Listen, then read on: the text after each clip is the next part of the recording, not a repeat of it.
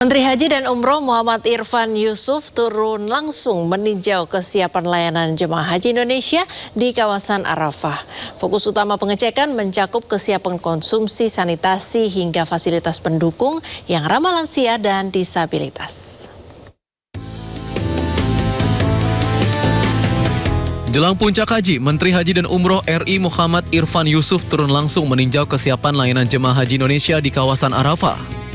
Peninjauan dilakukan bersama rombongan Amirul Hajj untuk memastikan seluruh layanan dasar jemaah dalam kondisi siap digunakan saat puncak pergerakan haji berlangsung. Salah satu titik perhatian utama adalah kesiapan logistik makanan siap santap atau ready to eat. Pemeriksaan dilakukan untuk memastikan kualitas penyimpanan, kebersihan, serta kesiapan distribusi makanan agar tetap layak konsumsi, khususnya bagi jemaah lanjut usia.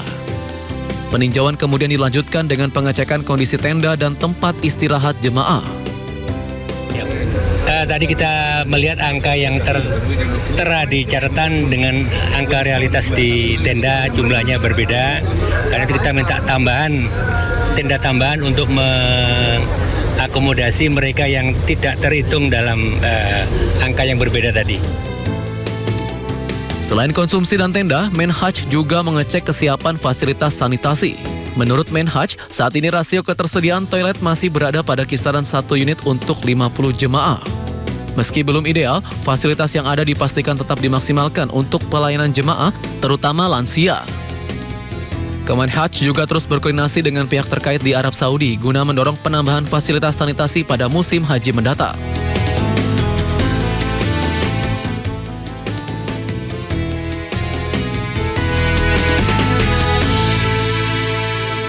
Pemerintah Arab Saudi akhirnya membuka lebar izin operasional klinik kesehatan haji Indonesia pada musim haji tahun ini. Kebijakan tersebut menjadi amunisi berharga bagi negara untuk menekan angka kematian jemaah secara signifikan. Angin segar berhembus bagi pelayanan kesehatan jemaah haji Indonesia di Mekah. Tahun ini, otoritas kerajaan Arab Saudi resmi memberikan izin operasional penuh bagi klinik kesehatan haji Indonesia atau KKHI dan klinik sektor. Kebijakan ini berdampak masif terhadap penanganan medis. Tercatat, hampir 10.000 jamaah telah berkunjung ke klinik akibat kelelahan dan ancaman serangan panas atau heat stroke. Wakil Menteri Haji dan Umroh Dhanil Anzar Simanjutak menegaskan, pembukaan izin klinik ini berhasil menekan angka kematian secara drastis. Secara statistik tahun ini, akibat komitmen dari pemerintah Saudi Arabia dan kita, penurunannya signifikan. Kalau tahun lalu per tanggal ini itu udah 120 orang yang meninggal, tapi tahun ini ya sampai dengan hari ini hanya sekitar 50 orang. Meski angka kematian menurun, pemerintah sama sekali tidak mengendurkan kewaspadaan. Pasalnya, tren peningkatan pasien biasanya memuncak pada saat dan setelah fase armusna. Untuk mengamankan nyawa jemaah saat wukuf nanti, negara mengerahkan sekitar 1.600 dokter berlisensi resmi. Seluruh tenaga medis ini diminta untuk bekerja ekstra dedikatif demi memastikan tidak ada lonjakan fatalitas saat jemaah kembali dari Arafah.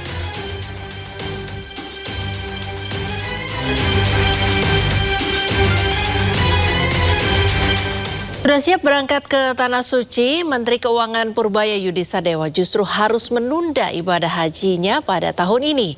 Menteri Purbaya memilih ikhlas dan menyebut mungkin haji tahun ini belum rezekinya. Tahun ini menjadi tahun penuh keikhlasan bagi Menteri Keuangan Purbaya Yudi Sadewa. Purbaya telah memastikan batal berangkat haji bersama keluarga. Padahal sebelumnya Purbaya sudah menyiapkan keberangkatan ke Tanah Suci yang dijadwalkan pada tanggal 21 Mei. Menteri Keuangan juga memastikan pembatalan keberangkatan haji kali ini bukan karena diminta Presiden atau terkait tugas negara. Sambil berkelakar, ia menjawab pertanyaan wartawan dan menyebut meski sedih, ia tetap ikhlas dengan segala yang terjadi. Haji hari ini? Nggak jadi. Jadi haji maksudnya? Nggak jadi. Belum saatnya mungkin. Belum saatnya mungkin. Batal kenapa Pak? Nggak apa-apa. Nggak belum saatnya mungkin. Diminta presiden atau? Nggak diminta presiden. Belum saatnya mungkin, belum rezekinya. Si ekonomi sekarang gitu jadinya cancel. Tahun depan lah naik haji. Menteri Purbaya berharap bisa menunaikan ibadah haji pada tahun depan dan meminta agar diberi kelancaran. Tim Liputan iNews melaporkan. Polda Metro Jaya membentuk tim pemburu begal dan berhasil menangkap total 20 pelaku dalam operasi 4 hari berturut-turut di wilayah Jakarta dan sekitarnya. Sejumlah pelaku menggunakan senjata api saat beraksi. Ini adalah hari keempat yang sudah dilakukan penangkapan oleh Ditreskrim Polda Metro Jaya. Itu sejumlah 18 orang. Tambah 2 ya? Tambah 2 jadi 20 orang.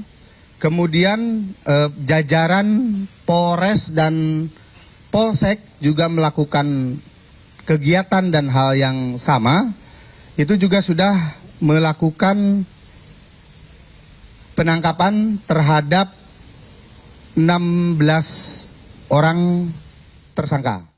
Pemirsa, KPK menyebut tata kelola anggaran program MBG belum maksimal setelah menemukan dana belasan triliun mengendap di rekening Yayasan SPPG sepanjang tahun 2025.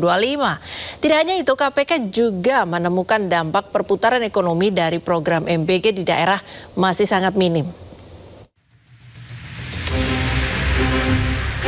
Komisi Pemberantasan Korupsi menyoroti lemahnya tata kelola anggaran dalam program makan bergizi gratis. Lembaga anti rasuah tersebut menemukan adanya dana belasan triliun rupiah yang mengendap di rekening Yayasan Mitra. Hal ini muncul karena mekanisme transfer dana dilakukan secara rutin tanpa memperhitungkan saldo yang masih tersisa di rekening yayasan. Deputi Pencegahan dan Monitoring KPK Aminuddin mengungkapkan, dari total anggaran MBG tahun 2025 sebesar 85 triliun rupiah, tingkat penyerapannya baru mencapai 60%. Kondisi tersebut menyebabkan hingga akhir 2025 diperkirakan terdapat sekitar 12 triliun dana yang mengendap di rekening Yayasan Pengelola Satuan Pelayanan Pemenuhan Gizi atau SPPG.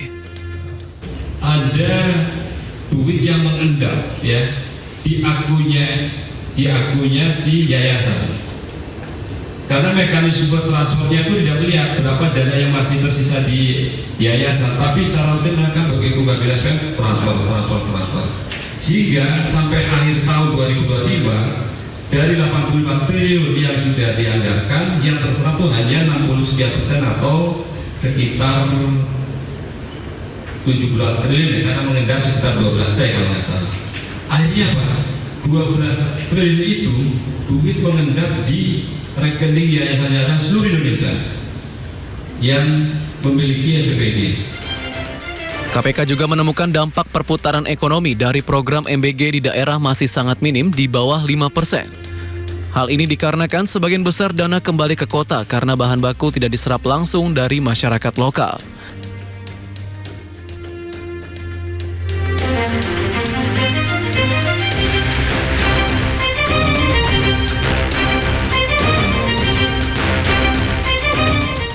Layanan bus sholawat yang selama ini mengantar jemaah haji Indonesia dari hotel ke Masjidil Haram akan diberhentikan sementara. Penghentian sementara ini dilakukan untuk menyambut persiapan puncak haji.